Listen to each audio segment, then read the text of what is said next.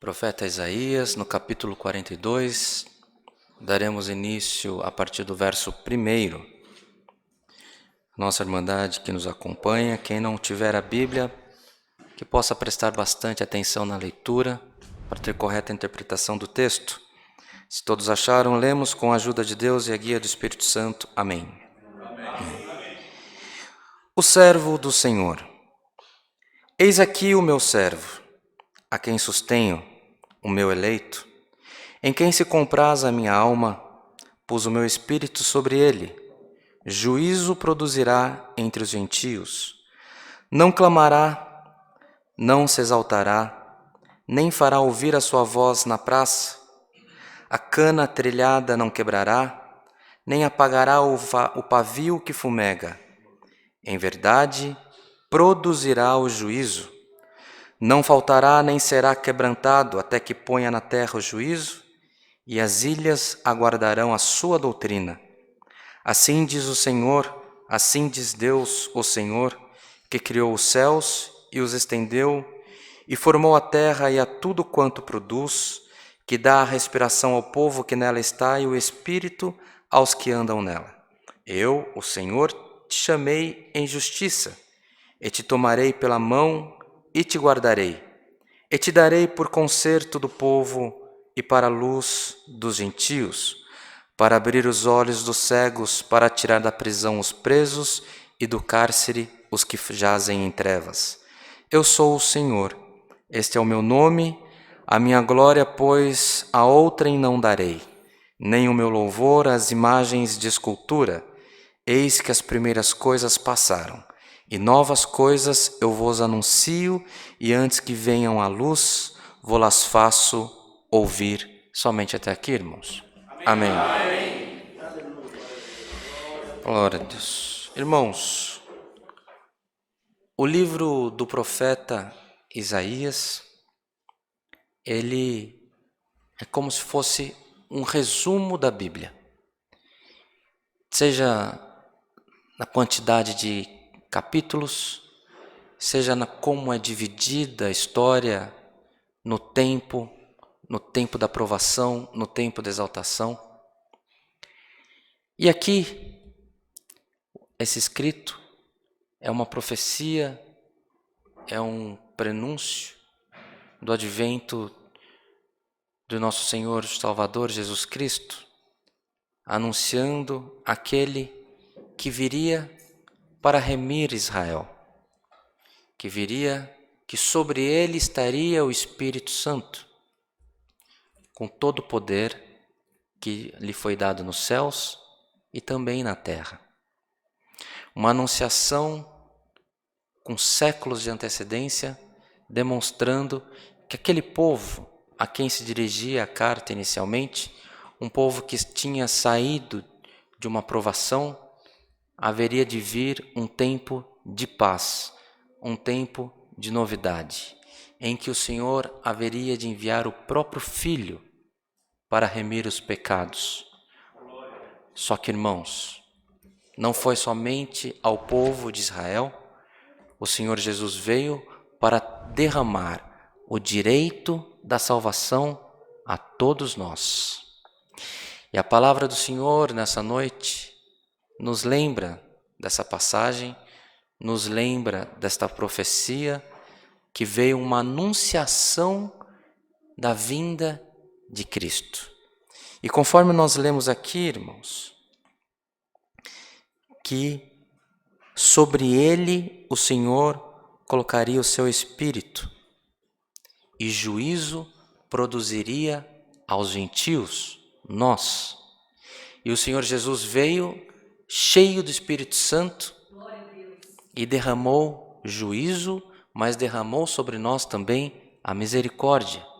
Essa que se renova em nossas vidas todas as manhãs, não pelo nosso merecimento, mas porque a misericórdia dele dura para sempre nas nossas vidas. Irmãos,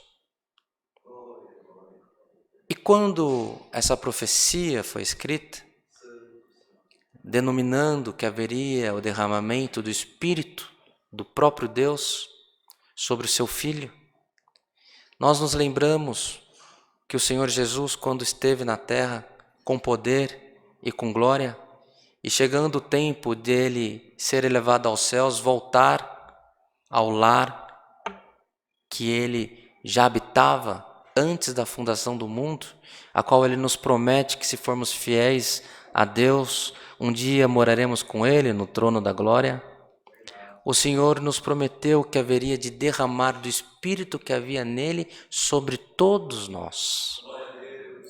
E o Senhor foi aos céus e houve o derramamento do Espírito Santo sobre todo aquele que nele crer. E hoje o Senhor nos lembra, irmãos, que sobre você, sobre mim, sobre toda a igreja aqui reunida, sobre outras igrejas nesse momento reunidos, sobre os lares que nesse momento estejam reunidos para ouvir a palavra, há o Espírito Santo no meio de nós. Então não existe, irmãos, não existe nenhum mal que possa subsistir nas nossas vidas. Não existe nenhuma sorte de espírito que possa ser maior do que o poder do Espírito Santo que sobre nós está derramado desde o advento do Senhor Jesus, quando ele subiu aos céus e foi derramado o Espírito Santo sobre nós. Então nós temos o direito, nós temos, irmãos, condição de invocar o Espírito Santo no dia da nossa angústia, o dia das nossas aflições, e queremos todos os dias fazer a vontade do Senhor na terra. É fato, irmãos, que muitas das vezes nós seguimos a nossa jornada, crendo no Senhor, passando os nossos dias, mas há o enfrentamento, há as provações, e parece que as coisas não andam. Mas para aquele que teme ao Senhor, nascerá o sol da justiça, porque a promessa da palavra é essa. Então, nós devemos fazer a nossa parte, e no tempo certo, o Senhor fará a parte dele nas nossas vidas. Irmãos, quando é o tempo do Senhor, as coisas acontecem rapidamente.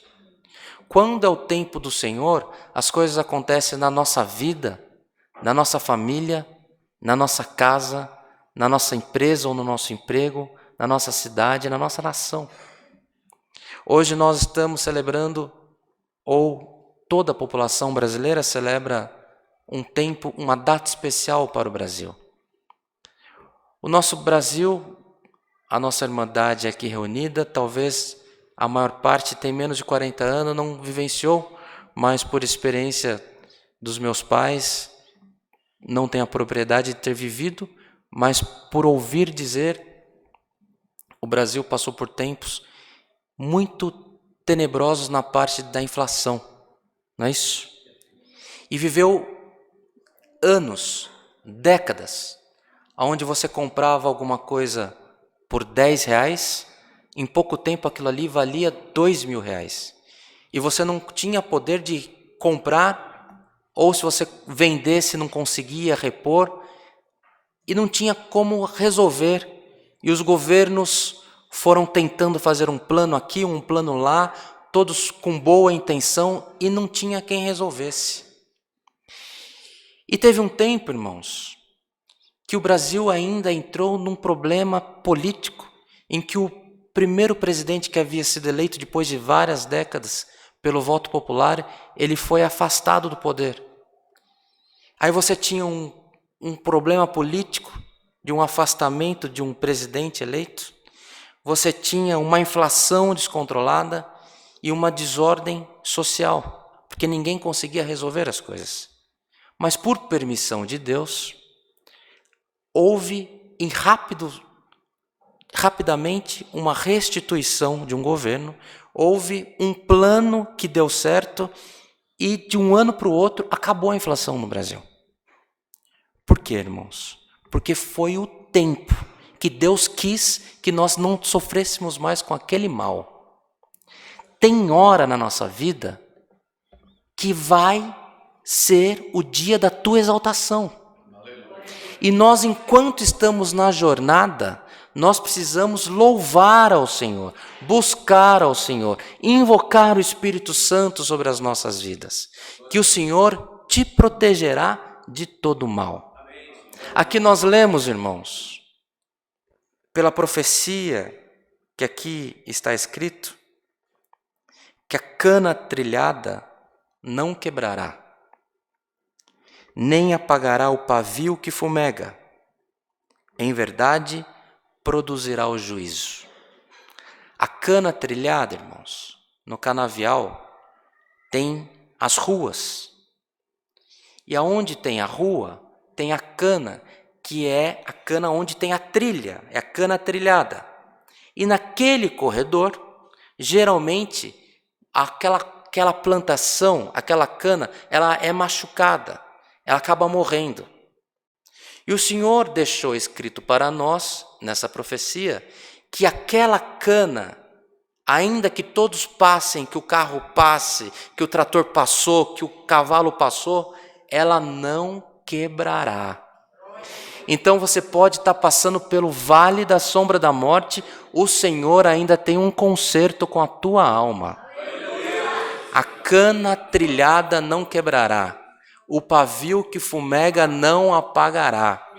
Se você tem a vontade de servir ao Senhor, mas você já não acha mais que tem direito à vida eterna, o Senhor fala, vem aos pés de Cristo, que Cristo Jesus reacenderá a chama do Espírito Santo na tua vida.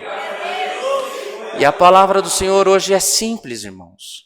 É para que estejamos confirmados de lutar todos os dias, lutar, confiando que o Senhor está na nossa vida, confiando que o Espírito Santo está regendo os nossos dias e que não haverá um mal que dure para sempre. A palavra vai se encerrar, irmãos.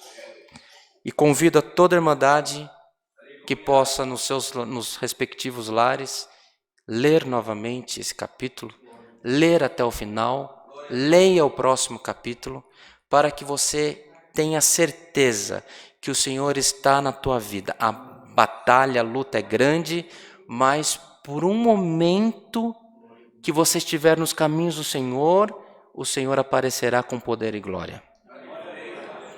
Irmãos, houve um tempo na minha vida em que